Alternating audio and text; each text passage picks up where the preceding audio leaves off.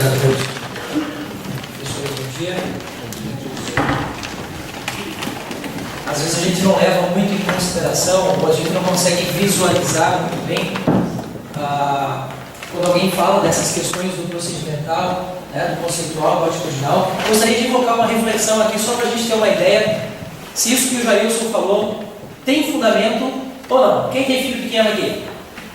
Quem já foi professor de ensino fundamental? Vamos imaginar o seguinte: eu, Júlio César, primeiro dia de aula, entrei numa sala de terceiro ano do fundamental, tá? E fiz uma pequena sugestão para os meus alunos: preciso de um voluntário para desenhar uma casinha no quadro. Quantos levantariam a mão? Preciso de alguém para dançar aqui com o professor? Para cantar uma musiquinha comigo? Observe, gente. De maneira, eu diria que quase que natural, as crianças elas vêm com esse processo de curiosidade muito instalado. A gente costuma inclusive dizer, lá na filosofia, que as crianças passam pela chamada fase dos porquês, né? Todo tempo ele fica te perguntando, por que disso, por que daquilo, por que daquilo outro e tal. E chega um momento que a gente não responde mais, e o aluno vai para a escola, e ele já não pergunta mais, ele passa apenas a responder. E isso ao longo do tempo vai arrancando dele a possibilidade, a habilidade que ele tem de questionar. Imagine agora que eu, Júlio César, mesmo professor, entrei na turma do terceiro ano do MEV. Preciso de um voluntário para desenhar uma casinha no quadro. Uma casinha! Nada complicado. Quantos levantariam a mão? Por quê? Preciso de um voluntário para vir aqui cantar uma música com o professor. De jeito nenhum, né? Por que será? Porque eles aprenderam a receber tudo pronto, de forma conceitual, sem questionar, sem perguntar. E aí a gente vai perceber que quando eles vão para o Enem, quando eles vão encarar uma prova, um exame como o exame do Enem, eles vão se bater com toda certeza, porque é um exame que exige deles um nível de autonomia quanto relativo à questão atitudinal que eles não têm. E aí eles vão sofrer e pior, vão cobrar de vocês, vão dizer que o professor não me ensinou. Enfim. Bom, rapidamente eu gostaria de fazer aqui uma passagem histórica para a gente compreender como é que se desencadeou esse processo que levou à constituição deste exame chamado Enem. Tá? Para isso eu gostaria de trabalhar com vocês aqui uma passagem importante que é chamada Escola de Excelência para a Escola para Todos, o surgimento de algumas estruturas que tentaram ou tentam ainda hoje ordenar o trabalho educacional no país, entre eles aí RDB, os PCNs, DCNs e assim por diante. E então, no início da década de 90, começa-se a pensar um mecanismo que se efetivamente vai acontecer no final dessa década de 90, que faça um exame, que faça uma avaliação da educação no país, que é o Enem. Aliás, a palavra Enem, Exame Nacional do Ensino Médio. Hoje nós temos o Enem também como mecanismo de acesso à universidade, mas ele continua sendo fundamentalmente um mecanismo de diagnóstico, um mecanismo de exame, para saber como é que está a educação. Ok? Bom, para a gente poder entender, compreender esse processo, entramos aqui na questão da passagem da escola de excelência para a escola para todos.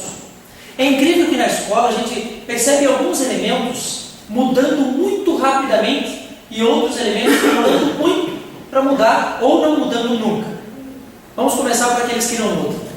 A ideia de uma escola, de uma sala de aula organizada. Como é que é uma sala de aula organizada? Como é que é a disposição das carteiras e a disposição do professor em relação aos alunos? O sujeito aqui, de preferência, se ele puder ter um lugar mais alto. A minha mesa é sempre diferente da de vocês, já perceberam isso ou não? Sabe por que isso? Porque esse elemento ainda vem de uma organização que deu origem à escola, que é o movimento da escolástica.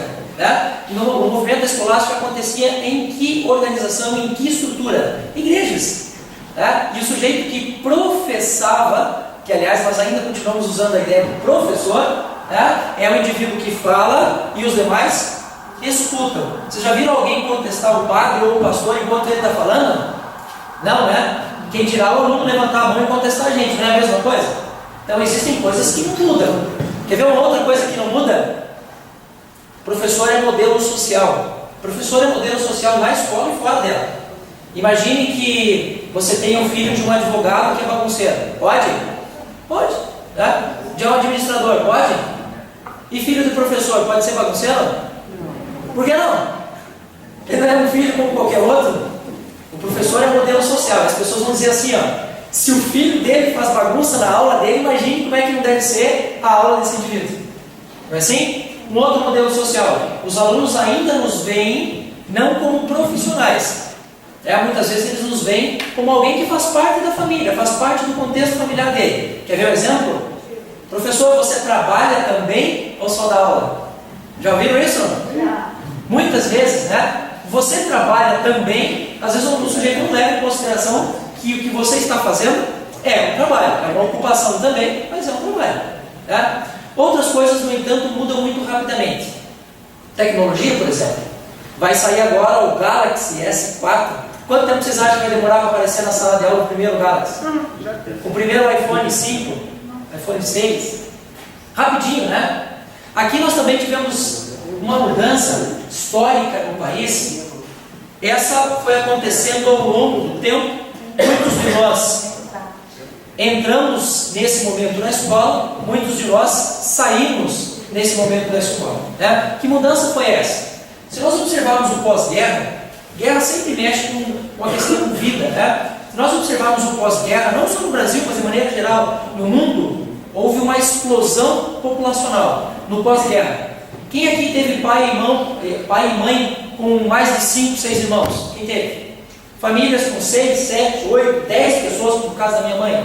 Isso aconteceu e não acontece mais. Por quê? Ora, esse povo todo, da década de 60, da década de 70, esses nascidos do pós-guerra, principalmente, estão em idade de trabalho hoje. É por isso que tem muita gente com a cabeça quente, por exemplo, quando se fala em previdência no Brasil. A proporção de aposentados para trabalhadores ainda é grande, mas essa turma toda, daqui a 20 anos, vai estar aonde? Aposentado. Não quero assustar vocês, mas talvez o nosso sistema previdenciário não vá ser igual ao que os nossos pais têm hoje. Provavelmente não. E esse também é um momento muito importante para o país, porque nós temos aqui a constituição de uma força de trabalho muito importante, e eu preciso dessa força de trabalho qualificada. E quem é que qualifica essa força, essa mão de obra? Um dos elementos da sociedade que faz isso é a escola. A função da escola é também formar para a vida. Mas vocês vão perceber que essencialmente ela faz uma formação para o trabalho, não para a vida. Se fôssemos na escola formar as pessoas para a vida, uma das primeiras coisas que se ensinaria na escola é sobrevivência. Se eu tivesse um ataque cardíaco aqui, quantos fariam massagem cardíaca e ressuscitação em mim aqui agora? Levante a mão. Eu morreria aqui? Graças a Deus, pessoas, você me salvar. Veja, nós aprendemos sobrevivência na escola? Não. Nós somos formados para o trabalho. Pois bem, esse movimento teve a intenção de trazer muita gente para a escola. O pessoal vai para a escola. A gente vai ver, por exemplo, que hoje não se discute mais se o sujeito vai ou não para a escola. Todo mundo vai para a escola. Lá no interior de Santa Catarina, onde eu nasci, você imagine, há 50 anos atrás, a minha mãe, o pai e a mãe da minha mãe, discutindo se ela vai ou não para a escola. Fazia sentido isso, fazia? Mulher, cidade pequena, interior, faz sentido. Na mesma cidade hoje, questiona-se se a filha vai ou não para a escola? Não mais, porque esse movimento teve como intuito básico fornecer escola para todos. Veja que a preocupação aqui não é saber se você está ou não aprendendo, é colocar todo mundo na escola. Esse é um movimento que vem a partir da década de 70, essencialmente, e aí nós temos grandes pensadores dessa época, começando a falar, por exemplo, em didática, começando a falar em pedagogia para outras disciplinas que não seja a própria pedagogia e assim por diante, porque aí a preocupação passou a ser o quê? Se esse indivíduo está ou não aprendendo. O que o Enem está trazendo hoje que inova esse processo todo? Tem todo mundo na escola, eu tenho uma preocupação para saber se esse indivíduo está ou não aprendendo, e a minha preocupação agora passa a ser como é que ele usa esse conhecimento. Onde é que ele usa esse conhecimento? Não raras as vezes, na aula de sociologia, de filosofia, de história, de química e tal, você está lá trabalhando alguma coisa, alguém levanta a mão, você falou, pergunta, Aí alguém olha para você e diz assim, o que eu vou usar esse negócio? Serve para que isso aí na minha vida? Veja, são perguntas, muitas vezes de cunho utilitarista, claro, mas são perguntas que também refletem um novo momento, que é um momento do quê? Do que eu vou fazer com esse negócio? De que maneira isso pode servir para mim? Esse servir, muitas vezes, é prático e imediato, mas em outras vezes, a pergunta dele faz sentido quando ele diz assim, Talvez o que eu aprendi não seja usado de maneira imediata, mas ele desenvolve, por exemplo, uma competência, né, que não é uma pura habilidade, que não é um conhecimento puro e simples. Ok? Tranquilo, gente? Então, essa mudança estrutural no Brasil também é influenciada por outros elementos da sociedade. Um deles a gente tem de maneira muito clara, né, o processo de globalização. O professor Jailson falou agora, por exemplo, né, lá na década de 90, quando acontece o encontro da Unesco lá na Tailândia e se faz o relatório do Delors com os 4 pilares da educação, a educação brasileira incorpora isso, alguma coisa que está sendo discutida longe, fora do nosso país, mas que também está influenciando, e hoje podemos nos dar ao luxo de dizer que nós estamos influenciando outros países. Ao contrário do que acontecia até pouco tempo atrás, que éramos fortemente influenciados, agora as pessoas estão voltando os olhos e os olhares para o Brasil para saber o que esses caras estão fazendo lá, que está dando certo e que a gente pode usar também. Isso é um momento muito bacana, muito legal na nossa existência, ainda bem que fazemos parte dela agora. Né? Processo de democratização da educação, escola para todos, né? Na década de 90, principalmente, não se começa a discutir na década de 90, mas se elaboram documentos na década de 90 que tentam dar uma ordenação à educação. Então eu quero saber como é que a coisa está acontecendo lá no Acre, lá no Rio Grande do Sul, lá no Paraná, lá no Rio de Janeiro, e para que todo mundo trabalhe mais ou menos numa mesma linha, no mesmo sentido. Gente, aqui a gente faz uma pausa para a reflexão. Nunca no Brasil nós tivemos um instrumento que conseguiu realmente fazer um diagnóstico preciso da educação no país todo, como nós temos o Enem hoje. Nenhum mecanismo conseguiu fazer isso. Só para se ter uma ideia, hoje nós temos uma população terminando o ensino médio em torno de 6 milhões, mais ou menos. Você sabe quantos foram os inscritos este ano no Enem? 7 milhões e 100 mil inscritos, mais do que a população que nós temos encerrando o ensino médio. Existe um outro instrumento que consegue fazer um diagnóstico mais aproximado do Enem? Acho difícil. É claro que o governo também vai perceber, nesse momento, a ideia de que eu posso usar esse instrumento também para outras coisas, como no caso o ingresso em universidades. Mas ele continua sendo um instrumento de diagnóstico. Ok? Isso é importante saber isso aí. Tá bom? Bom, quem sabe se eu vou chegar lá em cima.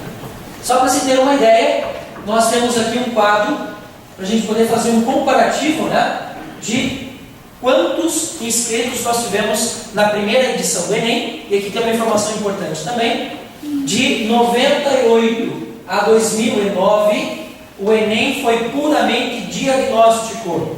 Em 2009, nós tivemos a inserção daquele elemento que hoje nós chamamos de novo Enem, e o Rudinei vai falar um pouquinho já sobre isso, que passa a ser também um elemento de inserção de alunos na universidade. Para que ele pudesse também ser um mecanismo de inclusão, nesse caso, nós tivemos que mudar a base de como se fazia o Enem, e ele passou de ser apenas um exame para ser uma avaliação. Observe que a palavra exame é um diagnóstico preciso de um ano específico. O ano de 2000 foi feito assim. A base, a teoria de resposta ao item, que embasa o Enem a partir de 2009, nos permite fazer uma avaliação, que seria o quê? Um exame ao longo do tempo, um exame diagnóstico ao longo do tempo. Eu posso, inclusive, por exemplo, comparar 2012 com 2009. É possível fazer isso? Pode, porque a base é a mesma. Uma coisa muito pouco conhecida dos alunos é a segunda aplicação do Enem, por exemplo. Todo mundo conhece a primeira aplicação, que é feita para os alunos em geral. A segunda aplicação, que é feita lá para o pessoal que tem presídio, o pessoal que tem possibilidade de sair de um hospital e coisa do gênero, não é conhecida, mas eu posso, inclusive, comparar um com o outro, porque a estrutura é a mesma. Não importa as habilidades que eu estou usando, a estrutura é a mesma. Ok? Então, isso aqui é só para a gente ter uma ideia, né, da participação aí dos nossos alunos. Converso com os professores da área de humanas logo mais.